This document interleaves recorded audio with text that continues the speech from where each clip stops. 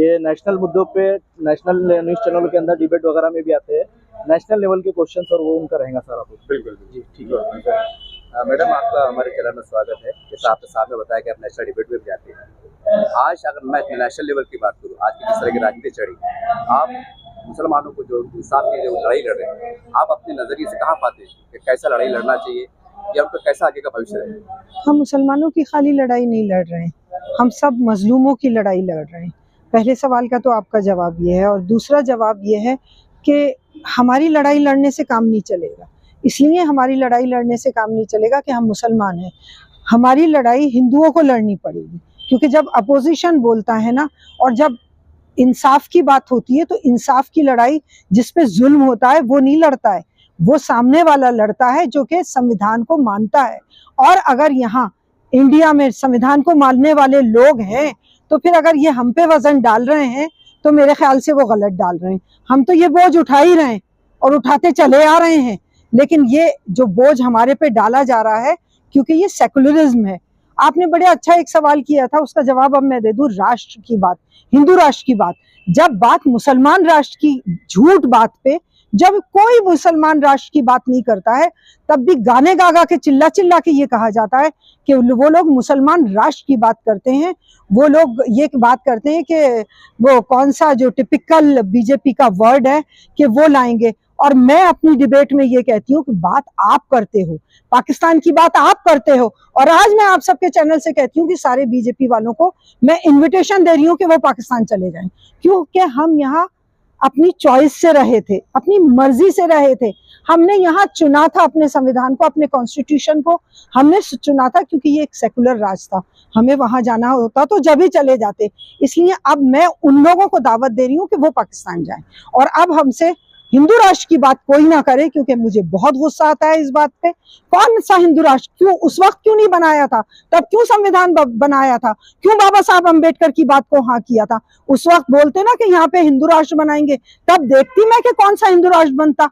अब जबकि आप चूहे बिल्ली की लड़ाई लड़ रहे हो, बेईमानियों से जीत रहे हो, झूठ बोल के जीत रहे हो, और कत्ल कर करके जीत रहे हो, अब बात मत करो, अब ये बेईमानी की बात। मेरा सवाल है कि अभी हमने नेशनल मीडिया पे देखा है कि जो बीजेपी की जीत हुई है, कि मशीन, ईवीएम मशीन की जीत है। सवाल ये है, अगर थोड़ी देर कैसे मान लिया जाए कि ये मशीन की गड़बड़ का नतीजा है, तो फिर तो लाखों जनता को रोड पे आना चाहिए। जनता खामोश क्यों? क्योंकि जनता को, देखिए, बहुत मजेदार गोली होती है नशा।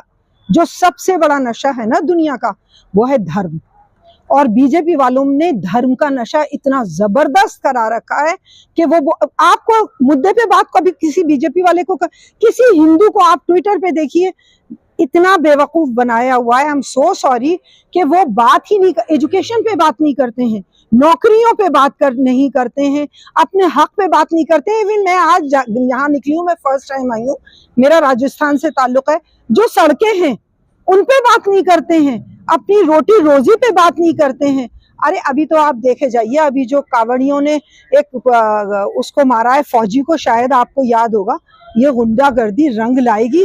कोई भी जो ज्यादती होती है ना, वो बहुत देर नहीं चलती है, आपको वक्त बताएगा ये। हम तो शायद रहेंगे कि न रहेंगे। मैडम, एक सवाल ऐसा है, चाहे नीतीश रानी हो या रामगिरी महाराज हो, उन्होंने नबी की शान पे गुस्ताखी की है, मस्जिद इसको लेके वो सारे प्रोटेस्ट हुए, फिर भी उनके ऊपर कोई कार्रवाई नहीं हुई कि ये देश से बड़े कार्रवाई की नहीं होती इनके ऊपर। अभी आपको कह रही हूँ गुंडा राज है, फिर आप मुझसे वही सवाल कर रहे हैं, बड़ा अजीब वाला। गुंडा राज है, आप मान लीजिए, क्योंकि कोई, आप क्या बात कर रहे हो? वो लोग जो 6-6, 8-8 साल से बंद हैं, उनकी सुनवाई नहीं हो रही है। जो लोगों को मतलब आप कितनी अजीब बात है कि पहलवान जो थी हमारी, रेसलर थी, वो महीनों बैठी रही, उनकी कोई सुनवाई नहीं हुई, उसके ऊपर एक्शन ही नहीं लिया गया।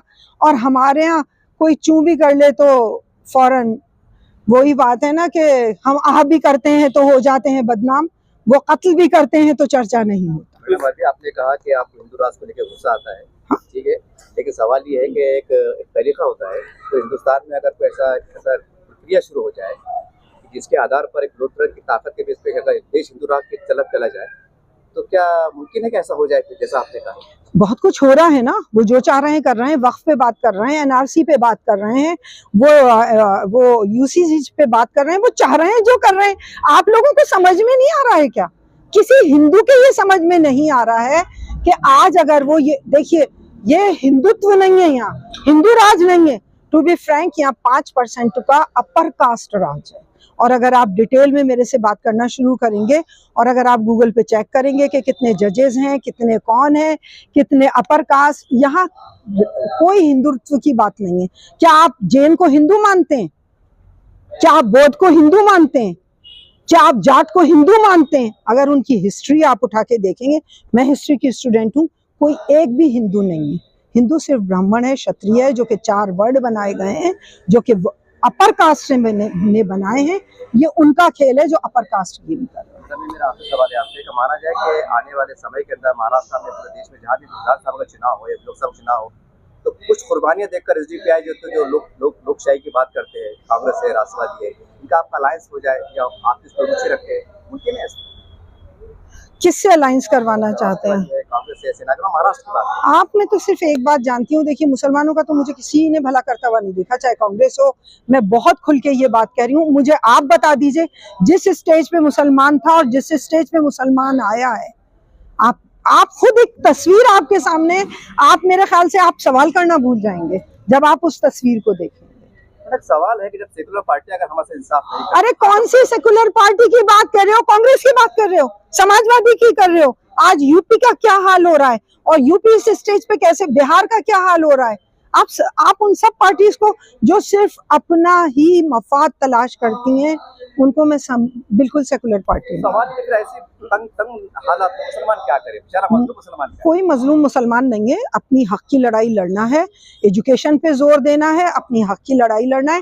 देखिए एक बात सुनिए, मैंने तो फलस्तीन से अगर मैं कहूंगी तो कोई बुरा माने तो मानो, बहुत बड़ी नसीहत ली है, कुर्बानी दी उन्होंने, लेकिन उन्होंने अपना आप मनवा लिया।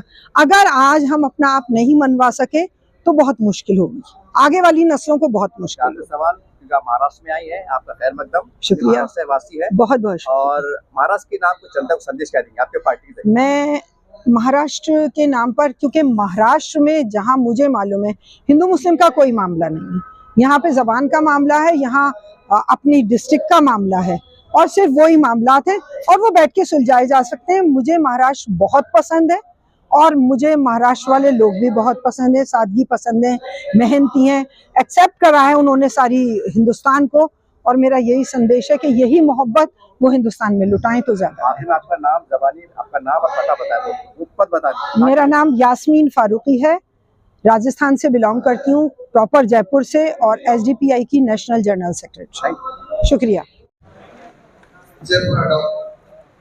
अभी हमारा एनआरसी काउंसिलर है, हम आज का एसडब्ल्यूसी मीटिंग में एक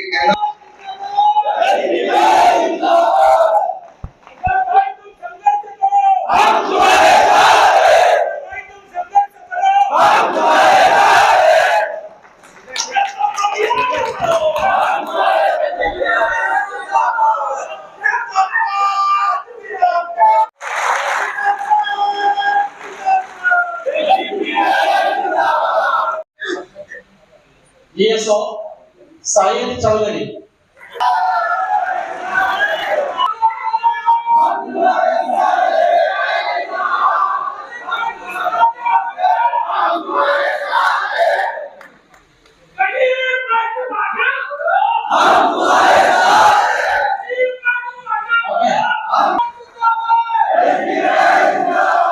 secretary second.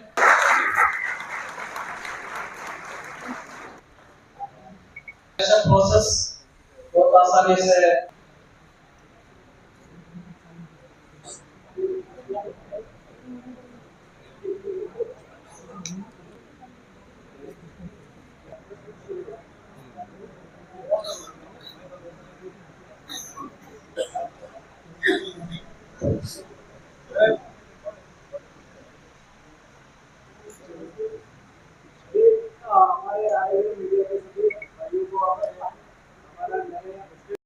Subscribe now and press the bell icon. Never miss an update.